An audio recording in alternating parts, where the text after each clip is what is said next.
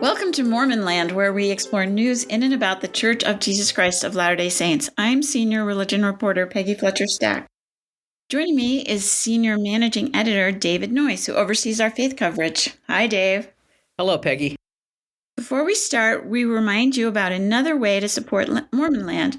Just go to patreon.com, where with a donation as small as $3 a month, you can access transcripts to our podcasts, our complete newsletter, and all of our religion coverage. Again, that's Patreon, patreon.com/Mormonland.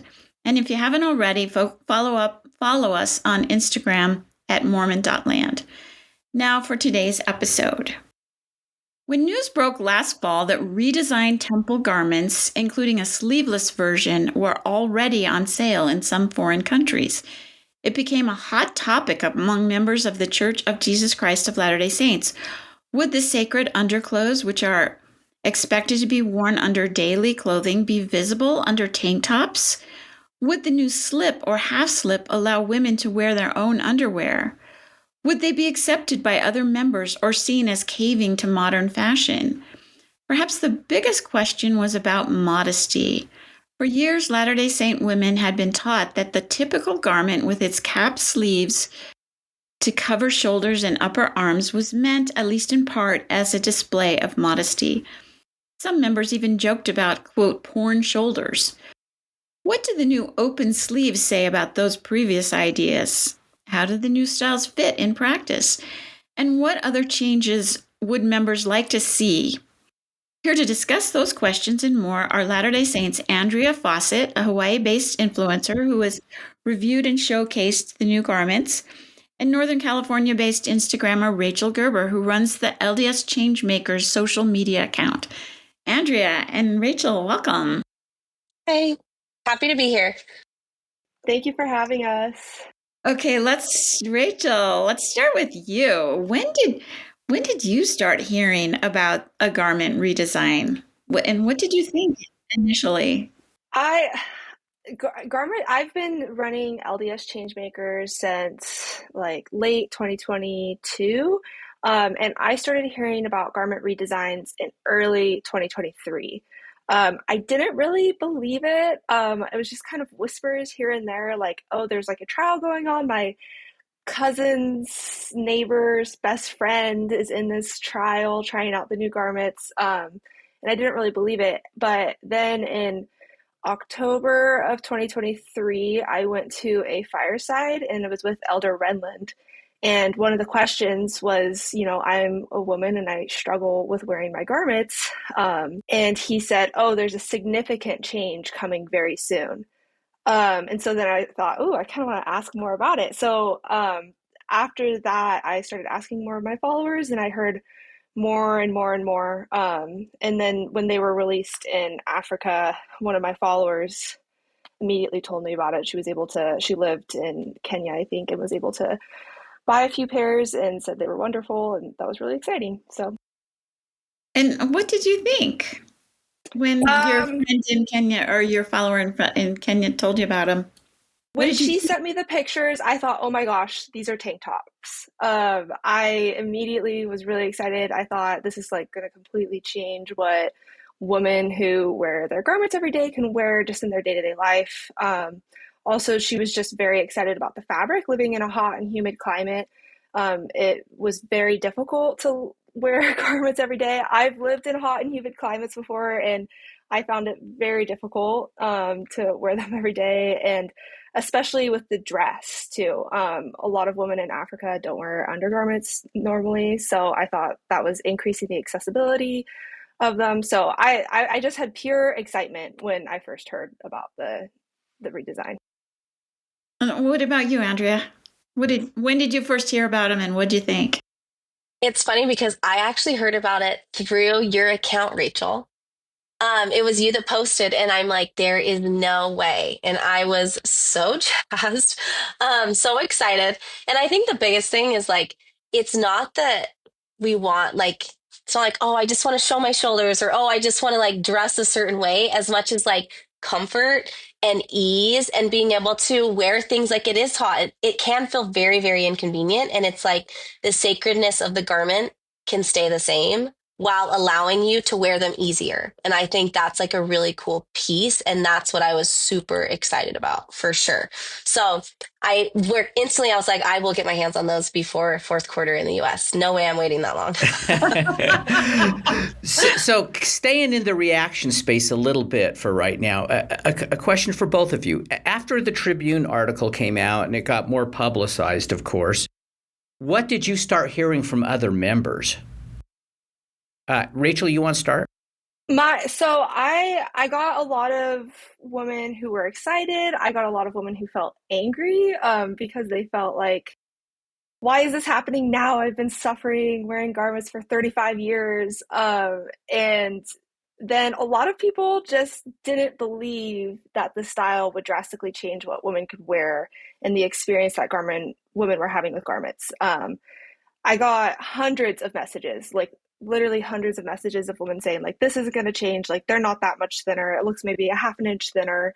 The back doesn't look that much shorter. The front doesn't look that much shorter. I'm sure they're uncomfortable. And I haven't tried them yet. I have a friend who let me see a pair in real life. I felt them, but overwhelmingly the reviews from people who have actually tried them in real life have been positive. So I'm really excited about that. But I think the initial response I got from people was disbelief and excitement and a little bit of anger. It was kind of mixed.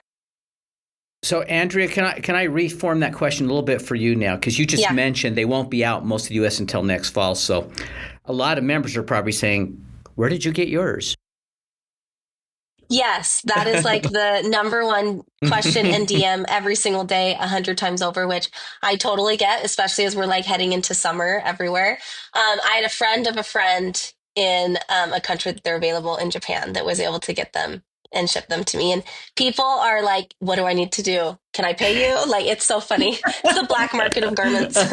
Yeah, we call it a white market. The white here, market. So, yeah.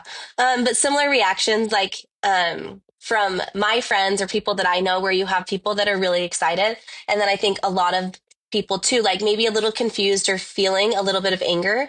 And I grew up in a home where we weren't allowed to wear tank tops. Even before receiving our endowment, definitely very big on modesty. And so that was something that I'm oh, I can hold space for people that are feeling frustrated or confused.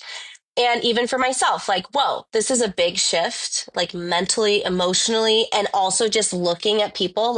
Before, it's you can go to Disneyland and play Spot the Mormon, and it's really easy to see who's LDS, And I think that changes things. But I also think the more thinking that I've done on it is, I think that's the biggest piece of it, right? Is it is a personal sacred commitment. And so I think it's a good reason to dive in if you feel feelings of anger, why are we wearing them? Why do LDS people have garments and what is the purpose? And also being okay that not everything is easy to adjust to, and that's okay too. You can have upset feelings about it and work through those too. So you just said that no way were you waiting until they came to the U.S. Why did you want to get them? And you've been posting about where on your Instagram, you've been showing yourself wearing them. What's been the reaction? What's been the reaction of your people who follow you? Overall, it's been really positive. I feel most people are just excited. And I wanted them because of, I'll be honest, it's fun to wear, to have more style options, 100% super stoked, amazing, especially in a way where I feel yes, we are as our culture and our church, we're big on modesty. So it's not I want to be walking around in something that feels very immodest or skinky every day, which if you want, great, please do that. But I just loved the freedom of being able to wear different styles that I've been wanting to wear. And also we live in a really hot place. And so I think my biggest thing is I'm if we are wanting, we are supposed to wear these day and night, and if we can make it easier to wear them, great. So it's funny because right before I knew I was going to be able to get the garments, I actually was like, oh, I'm going to start posting just like outfits for 30 days. We live on Maui, so we don't really get like dressed very often. A lot of the times we're in a swimsuit or in and out of the beach. And I'm like, I just need to feel like more of a human since I've had a young baby this year. So I start getting dressed every day. And then I had a friend that was like, hey, I can get you the new garments. Like, do you want them to try them out? And I'm like, sure. So I had them. And then I actually had this like crisis where I'm like, do I actually share the like, I am wearing these with the new garments? Like, is that weird? Is that taboo? Is everyone that's not LDS going to be like, what is she talking about? This crazy friend? Because obviously a lot of my friends on Maui are not of our faith and don't have a lot of familiarity with the LDS church like you do in Utah or these other areas. And so I'm like, ooh, that's going to feel weird. But then ultimately I'm like, no, I want to show because I think this is exciting. And I think it's also something that like all of us women deal with. I don't think men are as limited with styles and convenience. They're not as women are. And so I think just bringing that to light and then keeping a space that's like appropriate and still talking about the garment in a sacred light, but also allowing women to talk about it and share their feelings and thoughts on how it fits. And I feel like that's something that Rachel does very well is I'm like, yeah, I want to be able to share and let people communicate and talk and say how they're feeling. And I think that can bring about positive change too, without taking away the sacredness of the garment. So overall, it's been positive. You also get the crazy comments. People have very strong feelings. But for the most part, it's been positive. Have you worn them to church? I have. And did Yes. you get any looks or The, judgments or? the first Sunday, I was talking to my friends and they're like, so are you going to wear them tomorrow? And I'm like, no, I wouldn't because I just don't want to deal with that. And then I did. I woke up that morning. I'm like, this is the point, right? Is to not sit and judge and be like, you're wearing them. You're not. What's going on with you? Like, it is such a personal, sacred commitment. And so I did wear them literally the next day, the day after I got them to church. And I would say, I know you get culturally, things get a lot more intense, I would say, in Utah. Out here, I really don't think most people batted an eye. They're like, oh, cute dress. Like, and maybe they're thinking about it or talking about it behind my back. But our primary president, I was like, look at this. Are you going to die? And she hadn't even heard about it. So she's like, oh, fun. I just thought you were coming to church. You were hot today or something. Anyways, so no one really cared too much out here. But it did feel a little weird for sure. So, Andrea, because I'm sure Rachel's curious too, although I know she's been communicating, tell us how they fit. Tell us what you can and can't wear. Okay. I know you've been posting about this, and Rachel's been sharing those too. But yeah, so obviously I have my garments on right now. The new garment top is so amazing. The material for women that are familiar is like more of a tighter, like Caranessa type feel, yet breathable. So like those two married together is what it feels like. It feels like a softer, more compressive top too, in a good way. Like what you would choose to wear under something. Like I would choose this material and want to wear it. And then as far as the shoulders, I have heard from different women that like, depending how broad or not broad your shoulders are, you get a different fit. So, motivating you to just keep growing those shoulders and arms. No, but, yeah, I would say you can wear most things that like within an inch of the shoulder. And then you get a little bit of a lower cut in the armpit, which is really nice. And then the front is lower as well as the back without having to wear like a V-neck top. And the length, the top I love. The half slip and slip I think are great, a great step in the right direction. As I've had them a little longer, I definitely think like changes can still be made. And now seeing these changes and feeling like we're being listened to, I'm like, oh, okay. Like I was just talking to my husband, I'm like, if I can get on like a committee that's like, hey, these are things that I think would be really helpful and allow women to be able to wear them more comfortably, which is huge. Then these are changes that can be made without compromising the integrity of the garment. The full slip goes up a little bit high on the neck, but the material is amazing and like very breathable. I love sleeping in it. I think for pregnancy, amazing. Not having a waistband on your belly, like game changer. It's not breastfeeding friendly, which is a negative, but hopefully we can see those changes come too. And then the slip would be like your typical slip you'd wear under a dress. Like you can choose whichever underwear you'd want to wear under it. You can wear it. I think like the waistband could use a little bit of work. And I think lengths always get tricky because we're all different bodies and different types. And I think those are just things when you have a global church would be hard anyways, because we have members in Africa and then we have members in Iceland and, just all different variabilities. But I think the top is really good. And the other two are great steps in the right direction. Mormon Land will be right back.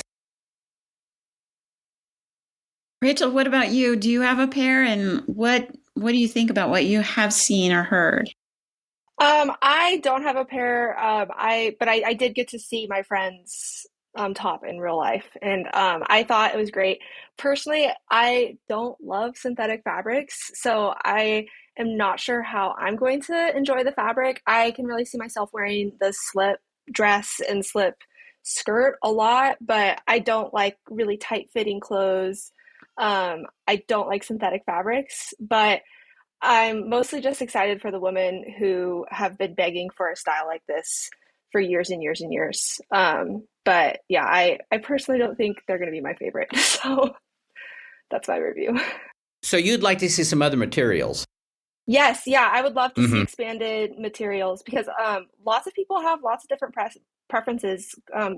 Garments, they're underwear, and underwear is very personal. People like all sorts of different styles, all sorts of different materials. Some people, the seams in garments really bother them. They give them rashes.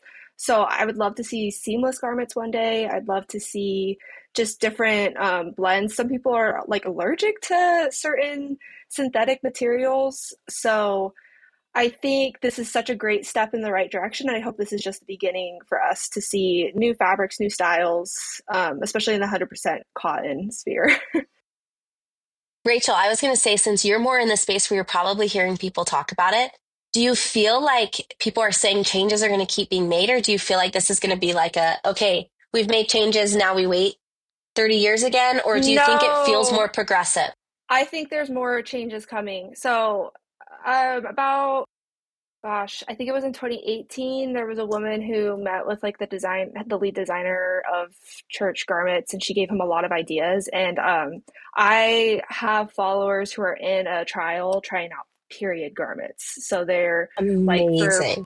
For menstruation, and a lot of women struggle with urinary incontinence. So they're meant for menstruation and incontinence. So that's just a trial, though. We don't know if it's going to come out, but I think this is just the beginning. And with that trial, I've heard that they've outsourced the trial to a third party company. So I would really love to see the church working with actual undergarment manufacturers to get those fabric blends. And there's a lot of members of the church who have this specific skill set to do that work.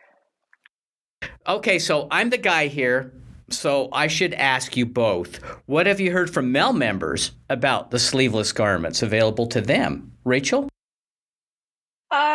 So most of the men I've talked to don't really care. They're not super excited, but I think men just don't talk about their issues with garments as much as women do. Men still have issues with garments. I've gotten messages from men or men that I'm closer to have told me about rashes they have, or just chafing, all sorts of things. So most men I talk about are oh, I don't care, whatever. It's not going to change what I wear at all. But I have gotten a few messages from men who are so excited. A few men who have tried them out have told me that they really didn't like that they were sleeveless because it made their armpit hair kind of tie together and hurt themselves. But yeah, I think there's just going to be varied reactions. But yeah, men still struggle with garments. And I think just any expansion of the styles and fabrics that are available to us is a win in my book. Andrew, have you heard anything from men? Yeah, so my husband has them. I got him some too. Uh-huh. And he really likes the tops. That's the only one that he's tried. And he's just oh, I'm not trying to keep my sleeve from hanging out, your typical hanging out the top, hanging out the bottom. I only got him 2 tops, and he's always washing them to keep them so he can wear them every day. So for him, same as what Rachel's saying, it's not I would say, felt as he was struggling as much as I was. He's oh, I don't care. But then when I got them, he's oh, this is actually really nice. And I think the point of all of this is because we are all so vastly different, it's just so exciting to see that, like, if we can choose a style that works better with our body, our preference, our needs, like, that's a church that's listening to help and still keeping the sacredness of the garment, but allowing it to be easier because it is hard to wear them when they're not very comfortable and it's something you're wearing all the time. So I think it's just like, yeah, it's really positive and exciting that way. And I think the more change we see, like hearing from Rachel, like the progressiveness of it, it's like, I don't think it's necessarily becoming more progressive with the world, but listening to us and allowing those changes to be made without sacrificing the sacredness of them. So for both of you, and Andrea, you've already both talked a little bit about this, but do you think the redesign will help quiet all the judging of members about who is and who isn't wearing garments? Maybe you don't experience that so much in the places where you live, but yeah, in Utah, it's pretty ever present. What do you think? Will this help people not judge each other so much? I don't know if you want to go, Rachel, or I go, but I'll start. I don't think it will. Actually, like when I really think about it, I think a lot of it is a mindset. And that's what happens when you get a lot of people of one culture. Like now it might be like, oh, did you see that tank top she's wearing? There's no way I could wear that tank top. Like you get that type of thing. And I think it's more of a mindset and a culture piece than it is like a religion piece. I think outside of the little bubble of Utah, you have like you're more expanded where maybe it doesn't seem so obvious where people are like, oh my gosh, it's 110 degrees. Why are you in a cap sleeve and long shorts? It would feel a little bit different from that perspective. But I think the judgment is something that is a culture piece. It's not a gospel piece. And I think that hopefully it will help. But I feel like because it's a mindset, I don't know if that would actually change it. What about you, Rachel? You live in a place where a general authority said women aren't wearing them. They're wearing jogging pants. I mean, yoga pants are one of the best things to wear with garments. I always thought that comment was really funny. I think people are came from a always going guy, to, obviously, right, yeah, Rachel? So, yeah. That's like the number one thing I'm grabbing for when I am wearing my garments. But I think that people are always going to judge, and it really just comes from a mindset. Doing the work that I do, I really find myself like, I call it garment checking people a lot more than I used to. I used to just not really care, but I think a lot about like how people are expressing their religious beliefs. And I think wearing religious clothing and temple garments specifically is a great way. And I find myself doing it all the time. So I think like Andrea said, it's a mindset. And we're just changing the standard a little bit. But yeah, there's going to be women wearing tank tops or tube tops, and people will think, oh, she's not wearing her garments. So I think that is more of a like a personal judgment decision that you have to consciously decide to not think about what other people are wearing under their clothes. Rachel, this sort of fascinates me a little bit because I've written before about, garments have changed even more dramatically through time. And the First Presidency decades ago told members that it's not about the style. That's not the reason for garments. There's a deeper symbolism. Don't you think that will eventually sink in with members, Rachel? I mean, you think that's always going to be there? So I think in pioneer times, garments were a lot more easier to wear, or just like pre-1920. They fit with average everyday clothing, but as fashion styles have changed, if you are an LDS woman wearing your temple garment, you're going to stick out from the crowd a little bit if you're not in Utah. And so I think that over time they've become a symbol of modesty, but my personal opinion is that they're not directly about modesty. I think the deeper symbolism, it's like a symbol of protection, a symbol of your covenants from the temple. And the whole modesty, oh, well, you need to wear your garments to keep yourself modest. I think that really kind of defiles the deeper religious symbolism of temple garments. I'm a convert to the church. I'm not from like an LDS background. So a lot of the negative modesty rhetoric that a lot of young women were fed, I was not fed in my family at all. So I feel really lucky that I have a very healthy relationship with religious clothing and the temple garment. So, but yeah, I think it's going to take time. And I do think that this garment redesign is rocking some people's worlds. It's really changing the way that they're thinking about them. And I think that's a really positive thing because I've had messages from women who garments have exacerbated eating disorders if they have to like size up. There's just really sad stories. And I don't think they're at all supposed to be a negative thing in our lives. I think they're only supposed to bless us. So that's my opinion. That's interesting. I actually received an email from somebody who called them apostate garments. Which I hadn't never heard that term before. Okay, well, we've sort of alluded to a little bit of this already, but this is a question for both of you. But what other garment changes would you like to see, or that you're hearing from others that they would like to see? I mean, Rachel, you've already mentioned a little bit about fabrics. Andrea, do you want to start, and then Rachel, you can follow? Yeah, I mean, I'm like in a perfect world. No. I think a little shorter on the shorts. I mean, ideally, yeah, I would love to have the bottoms a little bit shorter, just easier to wear.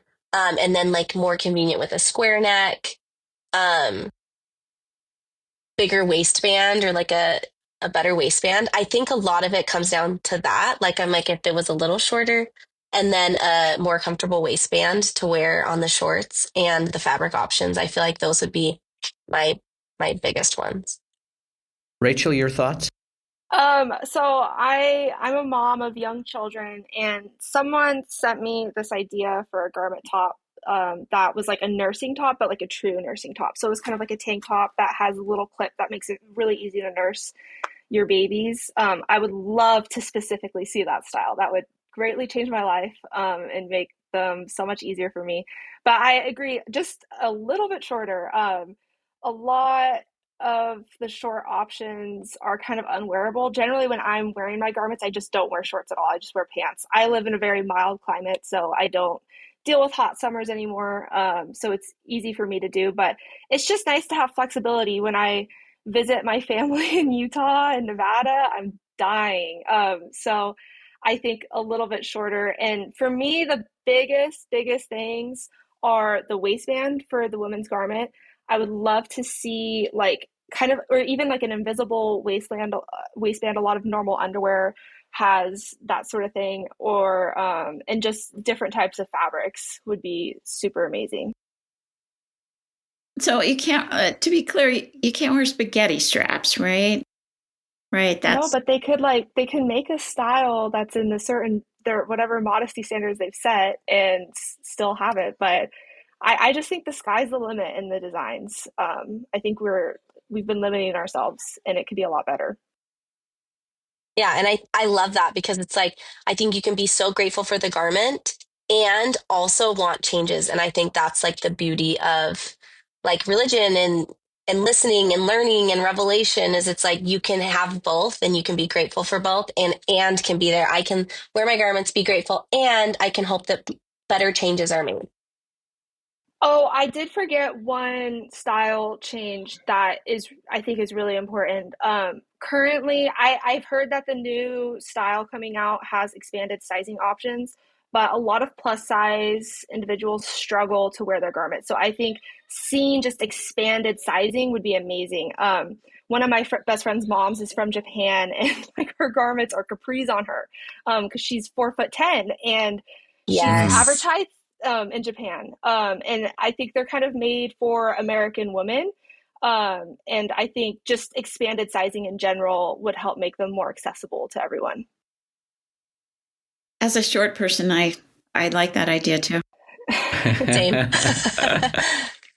Okay, last question for both of you. Overall, I think you've sort of spoken to this already, both of you, but again, overall, do you think these are good changes? And what do you say to women who think change somehow means they were not inspired in the first place? Andrea, why don't you start, and then Rachel, you can be our final person. Okay, I think overall, I'm really, really grateful for the changes. I think for those that maybe feel frustrated, and I can relate in a lot of those ways from coming from a family where modesty was really, really pushed. I had a modest is the hottest shirt growing up that now I would die if my girls were in. But I think it's a good reminder, and this is something that I've been doing personally. I was posting about it on my page, but just getting back to like, why am I wearing my garments? And am I choosing to wear them because I made that choice? Like, no one in our religion is forced to wear them. I chose to make that covenant and commitment.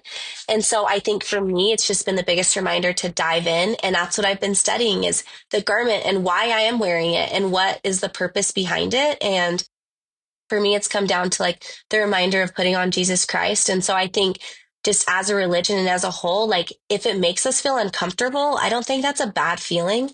I think that's a great feeling to sit in and then see like what you can learn and how you can move forward to deepen that relationship and see where you come out on the other side. But by changing it, you don't think that means it wasn't inspired in the first place? No, I don't think so. I think that's like we've seen those changes since the beginning, right? Like literally garments have evolved since the beginning, since they came out, and the sacredness of the covenants and those pieces associated with the garment have not changed. The style has changed. And so I think when we take out the modesty piece, like garments weren't intended to be a thing for like modesty. It's such a deeper purpose. And that's what I've been growing to learn more is like the actual sacredness of those covenants that I made with God when I put the garment on. What about you, Rachel? I think for me, the name of my Instagram account is LDS Changemakers. And coming kind of from an outsider's perspective into the church, one thing that has been constant for me is change. It's really funny to talk to like elder women in my life that say nothing about the church has ever changed. Like nothing has changed. Nothing will ever change. And I'm like, really? Because I have a list. Do you want me to read it to you? All the things that have changed. And that is part of having like modern day revelation. That's part of having prophets and apostles that things change and things are inspired. And women have been praying and praying, men too, for like more accessible garments. And this is an answer to prayers for so many. So I think that the style changing does not mean they weren't inspired. I think it's just another testament that this is like a living, ever-changing church. Rachel Gerber and Andrea Fawcett, thanks for joining us today. Thanks for having us. Thank you so much. It's been great. Thanks to Dave Noyce. Always a pleasure. And to our producer, Chris Samuels. We remind our listeners they can keep up on all the happenings in and about the church by subscribing to the Salt Lake Tribune's free Mormon Land newsletter. Just go to sltrib.com to sign up, and we'll talk again next time on Mormon Land.